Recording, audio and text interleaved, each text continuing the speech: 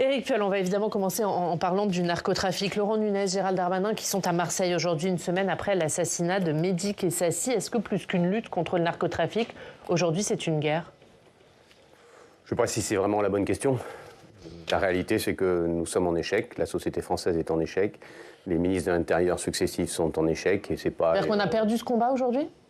C'est pas une question d'avoir perdu, c'est que voilà, la consommation de drogue a explosé en France et malgré toutes les bonnes volontés des gens sur le terrain, qui font le maximum, très engagés, dans un contexte extrêmement difficile pour les policiers notamment. Mais l'État est en échec? Oui. Oui, de fait.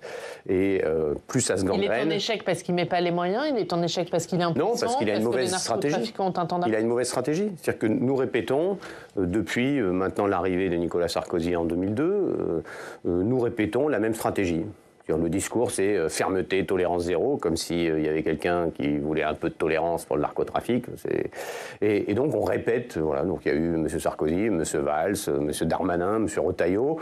Ils se sont tous achetés un nom. Donc effectivement, c'est ça aussi qui est dommageable, c'est que cette stratégie a permis de mettre sur orbite Manuel Valls, qui avait fait 5% à la primaire du Parti Socialiste, qui se retrouve Premier ministre, M. Darmanin, qui était inconnu, qui se retrouve présidentiable, M. Retailleau, qui était encore plus inconnu et qui se retrouve en même pas un an présidentiable. Mais vous dites quoi, qui font de la politique sur le dos du narcotrafic? À répéter toujours les mêmes choses quand ça ne marche pas, on peut se demander, en fait, quels sont les objectifs. Si la stratégie de fermeté limitée, c'est pas une stratégie, cette fermeté de façade, pour moi c'est du laxisme. Répéter toujours la même stratégie quand ça marche pas, en espérant que ça marche, pour moi c'est du laxisme.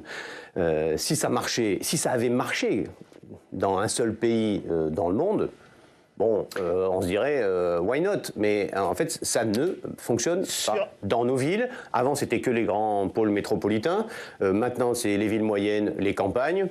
Bon, sur les moyens, pour en revenir à la question d'Oriane, sur les moyens, par exemple dans une ville comme la vôtre, où est-ce qu'on en est en matière d'effectifs de police? Ça dépend qui vous écoutez. C'est-à-dire que par rapport aux effectifs de 2002, on considère qu'entre les policiers et les auxiliaires de sécurité, c'est-à-dire les contractuels policiers, contractuels, nous avons perdu en 20 ans plus de 100, 120 effectifs. Donc vous manquez de policiers aujourd'hui à Grenoble? Nous manquons de policiers, c'est une évidence. Nous manquons de policiers judiciaires. C'est-à-dire que les effectifs de la police judiciaire sont extrêmement bas. Mais voilà, après, le ministre va comparer à l'année qui lui va bien pour montrer que machin. Ils nous promettent tous, on est tous, nous, maires, on vient tous supplier les ministres de l'Intérieur de nous donner plus d'effectifs. Donc je fais ça depuis 2014, mes collègues aussi. On a la sale impression de, quand on nous promet quelque chose, qu'on va le prendre ailleurs. Donc ça aussi c'est désagréable pour nous qu'il n'y ait pas de transparence. Nous demandons à France Urbaine la transparence des effectifs, où ils sont répartis. Sinon, on a l'impression que c'est pifométrique en fonction du bruit et de la nouvelle vague de fusillade qui se déroule n'importe où en France. Voilà. Bon, ça, c'est la partie répression. Il y a une conséquence à cela, à envoyer nos polices nationales exclusivement sur le narcotrafic, quasiment exclusivement sur le narcotrafic. C'est que l'État, du coup, se retire de plein d'autres sujets. Donc, les maires sont montés en charge. Il y a maintenant à peu près 30 000 policiers municipaux. On a multiplié l'effectif par 10 en une trentaine d'années. Donc là aussi, c'est une charge régalienne qui vient de peser sur les communes.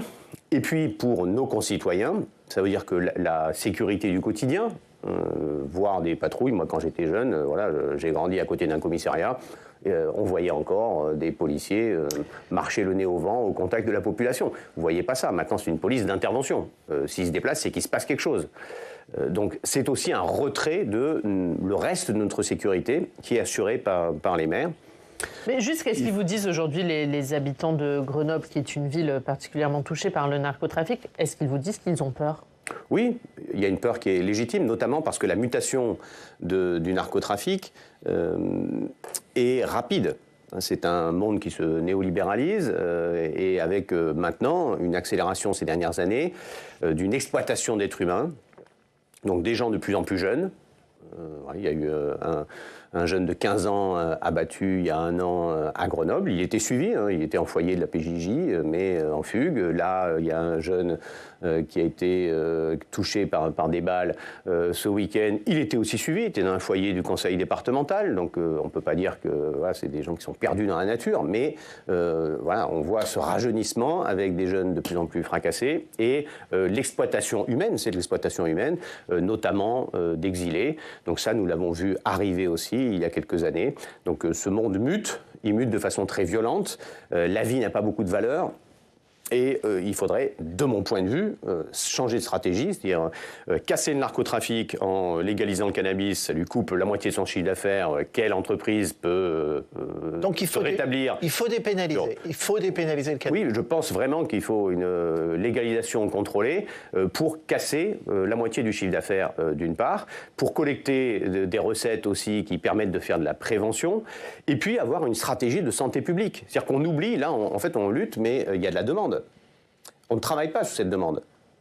L'Islande avait un grand problème sur l'alcoolisme des jeunes et la drogue des jeunes dans les années 90. Ils ont décidé de faire un plan d'éducation populaire colossal.